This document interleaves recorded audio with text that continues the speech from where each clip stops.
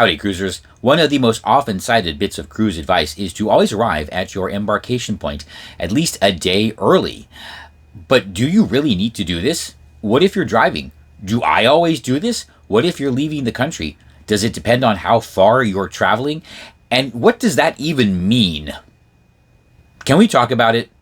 First off, yes, it is great advice to always arrive at least a day early at your embarkation point before your cruise. This is just to accommodate any travel delays that might happen, allow you time to sort of resource yourself, make backup plans, take an extra airplane, a train, whatever it is you have to do.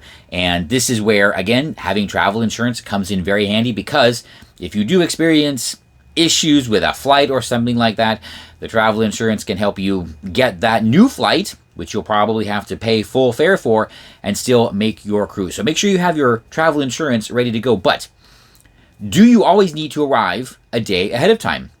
No, not always, but be very careful. All right, I divided this into, I guess, 5 different regions, for my travel. And let's just talk about what I would do, what I have done heading to a cruise or heading to a theme park destination. And it really does have to do with proximity, especially to me here in Miami. So, do you have to arrive the day before? No. And there is one case, or there is one zone, which I feel comfortable leaving the morning of, and that is driving to the embarkation port here in Florida. And I'm going to say you can do this pretty easily and pretty confidently if you are within 275 miles of your embarkation point. And I say that because that's as far as Port Tampa is from here in the Palace. So yeah, Port Canaveral and yes, Fort Lauderdale and Port Miami are significantly closer. But if I did have to drive to Port Tampa, I would feel comfortable getting up early, leaving early, talking like 6, 7 o'clock, and driving to the port. Now, I have never driven to Tampa the morning of. I've always stayed in Orlando for a day or two ahead of time, and I've only sailed out of Tampa twice, and both of those were from Margaritaville. But I have driven to Port Canaveral at least 3 times for a cruise, leaving in the morning, and it worked out fine. So if you do this, just plot out your route, know how long it's going to take for driving time, then allot time for charging the car if you need to, and then let that be your buffer. Still plan to arrive at the pier probably around 11 o'clock, and you should be good to go. So for me, 275 miles, I would feel comfortable driving to the port the day of the cruise. Anything else, it's definitely a day before situation. Even Jacksonville, because that's actually pretty far, and it's not really feasible to drive in the morning unless I left probably at, 3 or 4 a.m. And I'm not going to do that. So yeah, there you go. All right. The next zone that I have had to contend with when traveling is here within North America. So every comment I make is going to be based on departing from Miami, which is, I think, an outlier for a lot of people because we are kind of on the edge of the country, right? So if you are leaving from, Dallas or Chicago, things are going to be a little bit different and maybe a little bit easier on you time-wise. But yes, I would always plan to arrive at the cruise port the afternoon before I depart. So that means a late morning flight to almost anywhere. If I have to fly up north to either New York or Canada, or even Baltimore, or perhaps eventually I do want to do the Chesapeake, or it's easier for us on the East Coast because flying west, I can still take a late morning flight and arrive in either California or Vancouver or Seattle mid-afternoon, and it is good. But in these situations, I do have the benefit of living near a major hub for American, and with my status, I don't really worry about it too much because if I take that late morning flight, even if something happens to that, there are plenty of options for me to get there. So I do feel comfortable leaving that. I don't like to fly early in the morning anymore. So yeah, a late morning departure, like 11 a.m. is ideal for me. If you are, however, flying east, meaning you're coming from the West Coast to Florida, things are a little bit different. You're going to have to get up. You're going to have to get up and get that super early flight because with the time change, the last flight out is often around noon, and you don't want to book the last flight out because if that's scrubbed, then your only option is a couple of red eyes, which is going to get kind of close. So yeah, one of the benefits of living here on the East Coast is we can leave late morning and still arrive at the cruise port pretty much anywhere within North America mid to late afternoon, and that is what I prefer to do. The next zone that you'll be frequently traveling to for your cruise is Europe.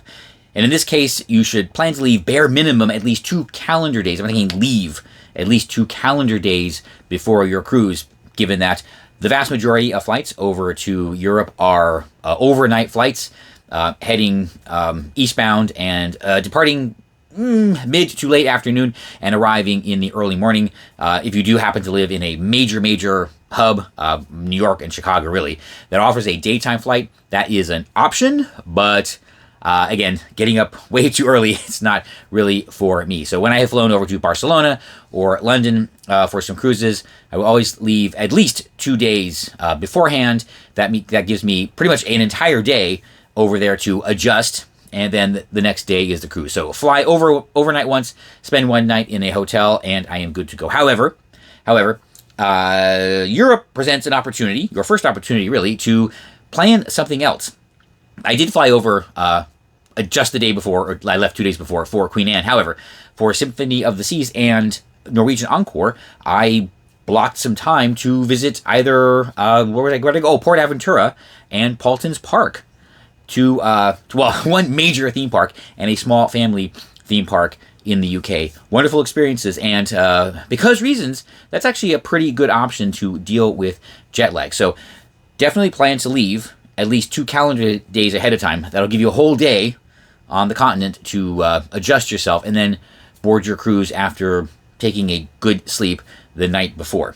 Region number 3, which I do foresee myself doing at some point in the midterm, South America. Yes, there are a lot of interesting sailings leaving from either Santiago de Chile or Rio or Buenos Aires. So from here, it's actually pretty easy. We have a lot of flights down to South America, and it is time-wise pretty much like flying to Europe. Most of the flights do leave in the evening, fly overnight, and arrive in the morning.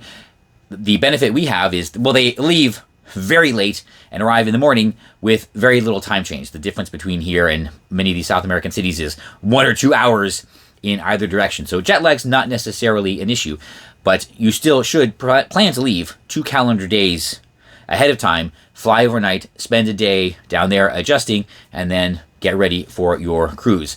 And if you come from anywhere else, it's a pretty easy connection down here in Miami, so pretty much the same thing. But yeah, not having that time change is actually pretty helpful. I remember coming back from my Norwegian sun sailing, Miami to Santiago through the Panama Canal. It's my first Panama Canal transit. The overnight flight back, I actually slept. Yeah, I actually slept. I was able to actually use the fully reclining seat, and I slept, and it finally worked. I don't usually sleep too well on airplanes, but this time I did. I got back, and I actually felt refreshed. It was pretty strange. The next region you'll be flying to for your cruise, and finally some complications to really consider, is Asia and the Middle East. So this would be Japan, Hong Kong, Singapore, Dubai, Abu Dhabi, and just because of time and flight time, I'm going to include Australia in this, so this would be Sydney, Melbourne, or any other embarkation city in Australia. All right, so the thing about flying to these places, it's like flying to Europe twice. Depending on how you connect, direct flight, yes, you end up flying to Europe and then on to the Middle East, or you end up flying to the West Coast and then on to Asia. And here you at least have a choice. Because the flight times, because of the time change and everything, they are kind of 12 clock hour blocks. Flight time is a lot longer, but you can either leave in the evening or late evening and arrive in the evening or late evening, or leave in the morning and arrive in the morning. I have done both, and to be honest, I hate both just because it's such a long travel day, and it is it's pretty grueling. I mean, when I was younger, it was no problem. Now the thought is absolutely horrific. However, I will say one thing: because you are almost inverting your sleep rhythm, it's actually easier to adjust to the jet lag, because you're just basically sleeping when you would normally be tired in the afternoon, and then awake when you might get a little bit restless at night. So basically, inverting your circadian rhythm is a lot easier, at least for me, to deal with than just shifting it a quarter turn like you would heading to Europe or Hawaii or someplace that's a quarter way around the world. So do keep that in mind. More choices, a little bit easier, but a much longer trip. So yeah, and that is a case where you would probably want to leave where I would leave at least 3 days ahead of time, right, to have that extra time to adjust. Besides, if I was going that far, I'm definitely going to want to do a few things before the cruise. I mean, I'm not going to travel all the way over there, get on a ship, and then come right back. No. There's plenty of theme parks in all of these places to visit, and I would definitely take the opportunity. So, well, there you go. Asia, Middle East, it's a long trip, but it actually can be easier to adjust. And that's how I would approach travel to all of these regions, either a travel to or a travel from. I've been to all of them out and back for various reasons. Not always a cruise, Japan and Hong Kong and China for my birthday Disney trips, of course, and will eventually make it to Australia. I'm actually surprised. As old as I am, I have not been to Australia yet, so I blame my parents. Yes, it's all their fault, completely. Anyway. All right, but just remember, these are the minimums. Right, leaving 2 calendar days ahead of time to go to Europe, leaving the day before to head somewhere in North America, or 3 calendar days ahead of time to go to Asia are the minimums. But again, do what I did. If you are going to travel that far, find something to do, find something you would want to do in these regions, and do it ahead of your cruise. I would suggest doing something relatively active, because it is helpful to get there and, oddly enough, make yourself even more tired, then go to bed at a reasonable hour, like 10 o'clock, and you will sleep. You will fall asleep. I don't really have a problem with jet lag. Probably because I have spent, honestly, most of my life traveling. I just deal with it, right? I do not let it get to me. If I'm tired during the day, I just power through it, and if I can't sleep at night, what am I going to do? So I've learned to just cope with it by honestly ignoring it.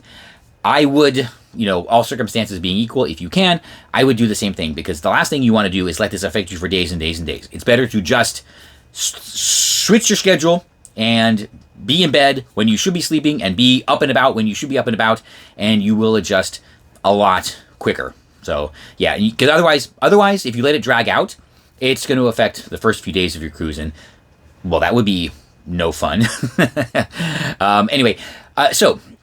Just a couple things to remind. When you're booking flights, never book the last one available. This is probably the most dangerous thing you can do, and all the horror stories that we hear about the cruise lines booking flights, this is what they do for whatever reason. They book the last possible routing to get them to the ship, and if something goes wrong, if anything goes wrong, you are out of luck. So when you book your flights, make sure you have at least 2 or 3 backup options. Doesn't have to be the same airline, especially if you have that travel insurance, and know what they are before you head to the airport. You know what your options are, so if there is anything that goes wrong, boom, you are on the phone and you're saying, I want this flight, and get it done. Make sure that your travel insurance would cover this, and then just do it, because you have to get there. Again, there's a lot of situations I don't particularly worry about, just because I live here in Miami, so if I book my travel on any one world carrier, there's probably several dozen ways they can get me anywhere I need to go if I do allow myself enough time. So I don't necessarily worry too much about that. But never, ever book the last flight. Yeah, always give yourself some breathing room. And finally, if you have the option to arrive at your destination in the morning, that's what I would take. So if you are flying over to Asia or in the Middle East, I would choose the morning departure, morning arrival, because then you hopefully can just doze off a little bit on the airplane. You get there, you spend a day doing something active. Oh, that's what I was going to say. When you get there, do something active. Do something active to get yourself tired, or maybe I already said this. And then go to bed early, get a good night's sleep, and go board your cruise. So, well, there you go. This is how I approach getting to my cruise destination at least a day early, but almost never just a day early. You're traveling all this way. You might as well make the most of the trip, both before and after. So, if we happen to be in the same airport heading to the same cruise, I'll see you on board the airplane or the train or the cruise ship.